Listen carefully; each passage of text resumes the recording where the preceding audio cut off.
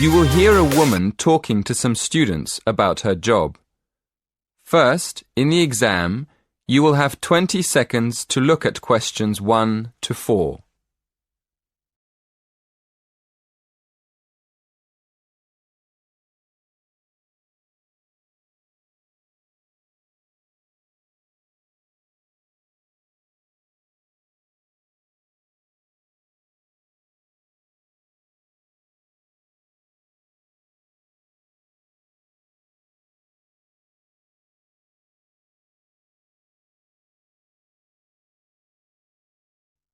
Listen carefully and answer questions 1 to 4. Hello everyone. Thank you for inviting me to give a talk in this series of employment lectures. I'm here this evening to tell you about my job. I'm going to tell you what I like about it, what I don't like about it, and what I hope to do in the future.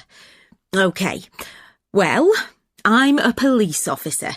I've been in the police for just over 5 years, and part of my job is to give talks to students about police work. People often ask why I joined the police, so maybe I'll start there. I've always been interested in law and order, so I went to study law at university. But when I got there, I realised that I was more interested in the practical side of law than the theory. So I applied to work with the police force in my spare time. Then, as soon as I graduated, I was accepted for training.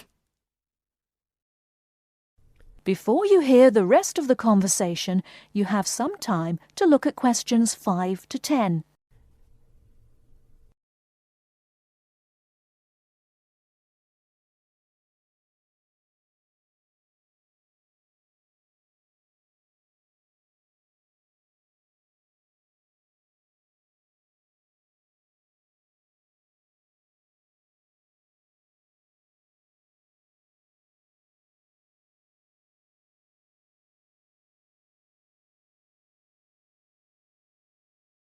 Now listen and answer questions 5 to 10. As you know, our job is to protect the public from criminals and defend the law. So obviously, the police force has to work every day of the week, day and night. This means we're often at work when everyone else is relaxing with friends and family, and we can't always be around for special occasions like birthdays and New Year's Eve. On top of that, we have a lot of extra work at weekends, especially when there's a football match and the fans are out celebrating.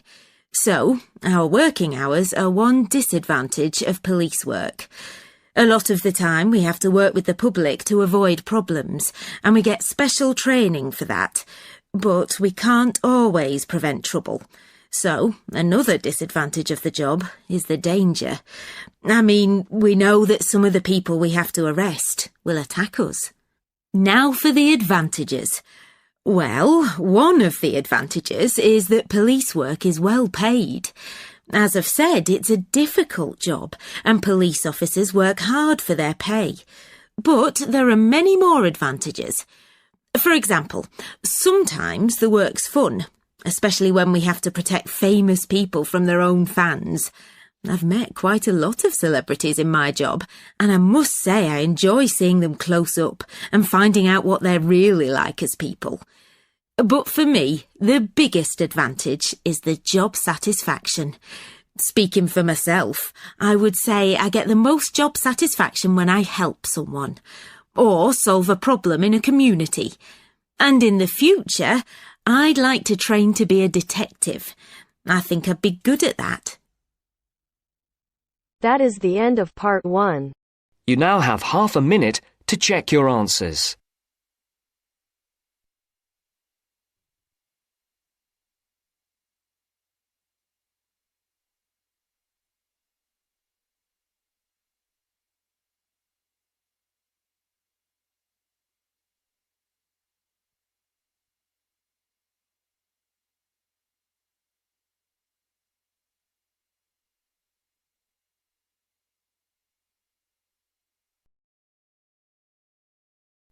Now turns to part 2. Part 2.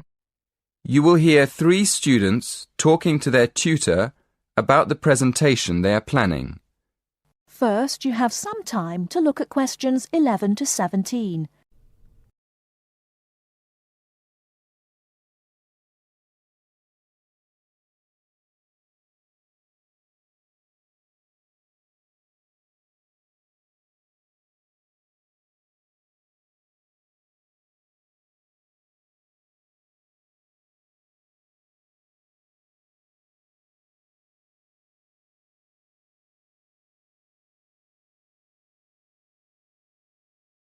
Now, listen carefully and answer questions 11 to 17.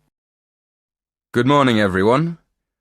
So, you're going to tell me about your presentation. First of all, what's your topic? Did you say you were going to talk about the uses of mobile phones? Not exactly. We're actually going to explain the dangers of using mobile phones. Ah, okay. That sounds interesting. What are you going to discuss exactly? Well, we've planned to divide the presentation into 3 sections. We'll have an introduction explaining why we think it's important to understand the dangers of mobiles. Then, on the second slide, we'll have a list of the different types of danger. And then on the last slide, we're going to suggest ways of staying out of danger when you use a mobile. Yes, we want to start by telling the audience that using a mobile phone can be dangerous and then go into more detail in the next part. Okay. But before you talk about the dangers of mobiles, I think you should mention the advantages. You could put that in your introduction. It balances up the argument a bit. Oh, yes. I see what you mean.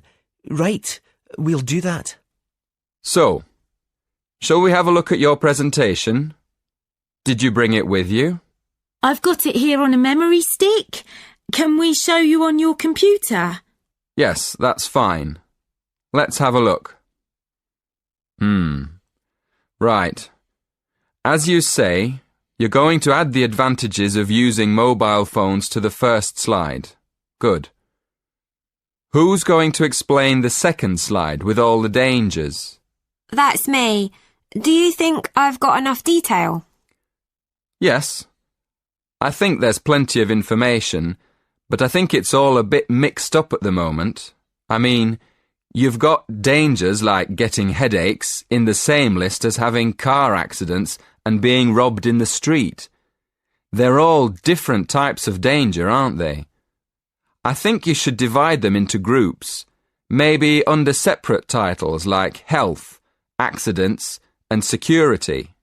Oh, right. Yes, thank you. That'll make it much clearer to the audience. Okay. Now, in the third slide, you can put your suggestions for staying away from each of these dangers under separate titles. Before you hear the rest of the talk, you have some time to look at questions 18 to 20.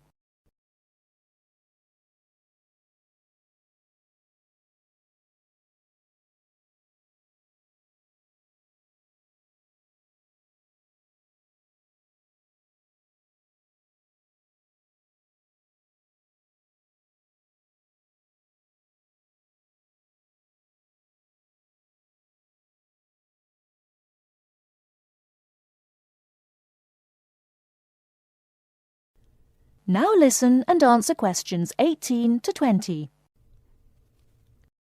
Have you got any other questions? Yes. The presentation should be for 10 minutes. Is that right? Yes, but 10 minutes in total, including 3 minutes for questions. So you'll only talk for 7 minutes. That's only 2 minutes each. We won't be able to say much in that time at all. That's why you have to plan what you're going to say carefully and make sure you only include the most important information. For instance, you won't have time to give examples, but you could put some images on your slides that show examples without spending time talking about them. Hey, that's a good idea. and the audience can look at them while we talk. And another thing, make sure all the slides have the same style. You should get together and agree on one style for the whole presentation. OK, we'll do that too. Thanks a lot for your help. That is the end of part 2. You now have half a minute to check your answers.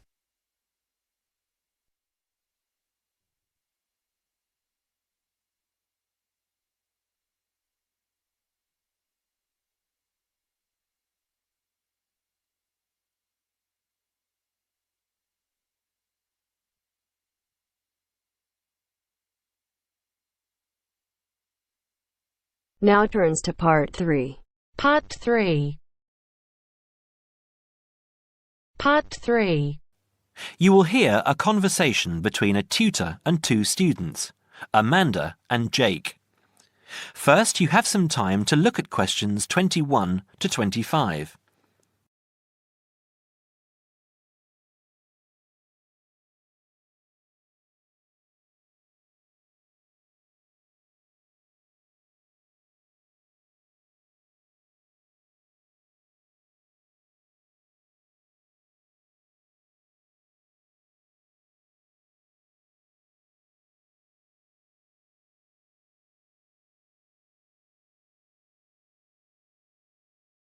Now listen carefully and answer questions 21 to 25. So, Jake and Amanda, how did the project go? Very well, I think, Dr. Hinton. I certainly learned a lot and enjoyed myself at the same time. Me too. So, remind me, what was your project about? Basically, what makes successful people? Let's call them top achievers successful. Yes. How are they different from us? What do they do that other less successful people don't do? Interesting. And did you come to any conclusions? Quite a few, actually. Good. Share some with me then. Well, I'd always thought that a top achiever would be the sort of person who would bring work home every night and slave over it. But it appears not. Those types tend to peak early and then go into decline. They become addicted to work itself, with much less concern for results. We found that high achievers were certainly ready to work hard, but within strict limits. They knew how to relax, could leave their work at the office, prized close friends and family life, and spent a healthy amount of time with their children and friends. There's a lesson for us all there. Anyway, go on. It's also very important to choose a career which you enjoy, not just one that pays well or which assures you of a pension many years down the line. Surely that's important though, Amanda. Yes, I agree, but being happy in your work is far more important than anything else. Top achievers spend over 2/3 of their working hours on doing work they truly prefer and only 1/3 on disliked chores. They want internal satisfaction, not just external rewards such as pay rises and promotions. Before you hear the rest of the conversation, you have some time to look at questions 26 to 30.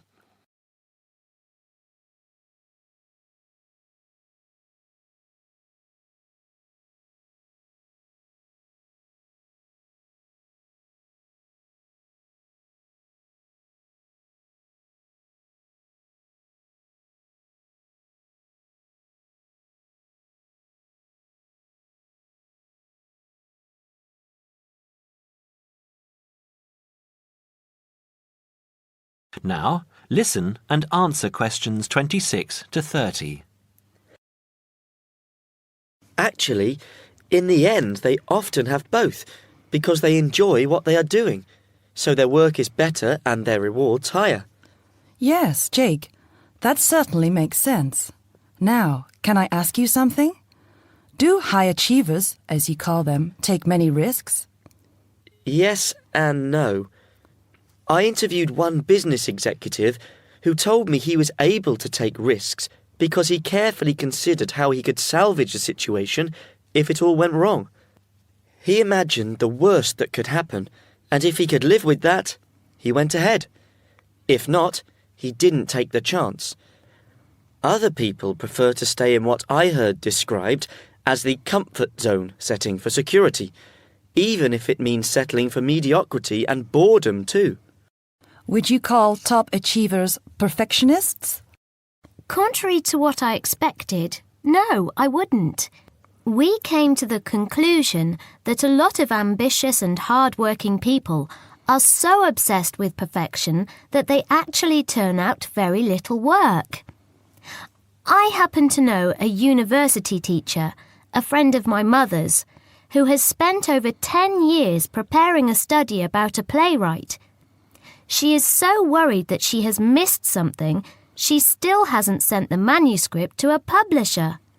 Meanwhile, the playwright, who was at the height of his fame when the project began, has faded from public view. The woman's study, even if finally published, will interest few people. So, what has this got to do with top achievers? Well, top achievers are almost always free of the compulsion to be perfect. They don't think of their mistakes as failures. Instead, they learn from them, so they can do better next time. Well, would you call them competitive? High performers focus more on bettering their own previous efforts than on beating competitors. In fact, we, came to the conclusion that worrying too much about competitors' abilities and possible superiority can be self-defeating. Yes, and we found that top achievers tend to be team players rather than loners. They recognise that groups can solve certain complicated problems better than individuals and are eager to let other people do part of the work. Yes, loners, who are often over-concerned about rivals, can't delegate important work or decision-making. Their performance is limited because they must do everything themselves. Well, it looks as if you two have done a thorough job and learned something into the bargain too. Now, there are just a couple of points I'd like to clarify with you. That is the end of part 3. You now have half a minute to check your answers. Now turns to part 4. Part 4. You will hear part of a lecture about fireworks. First, you have some time to read questions 31 to 40.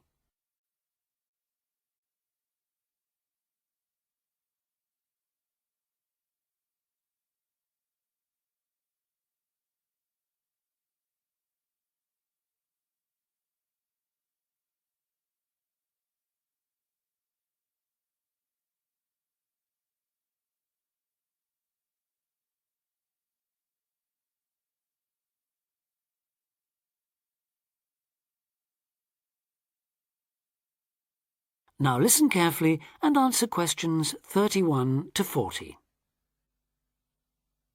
Good afternoon, everyone, and welcome to this short talk on the subject of fireworks. Now, fireworks, as I'm sure many of you know, were invented in China, though there has long been disagreement as to exactly when, or even in which century. The consensus nowadays, though, is that it was in the 6th, as there is considerable evidence of war rockets being made then.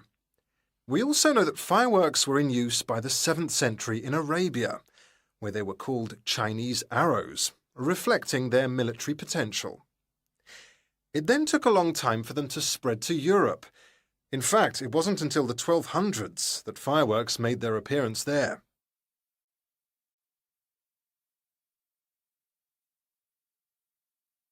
The basic ingredients of fireworks have changed little to this day.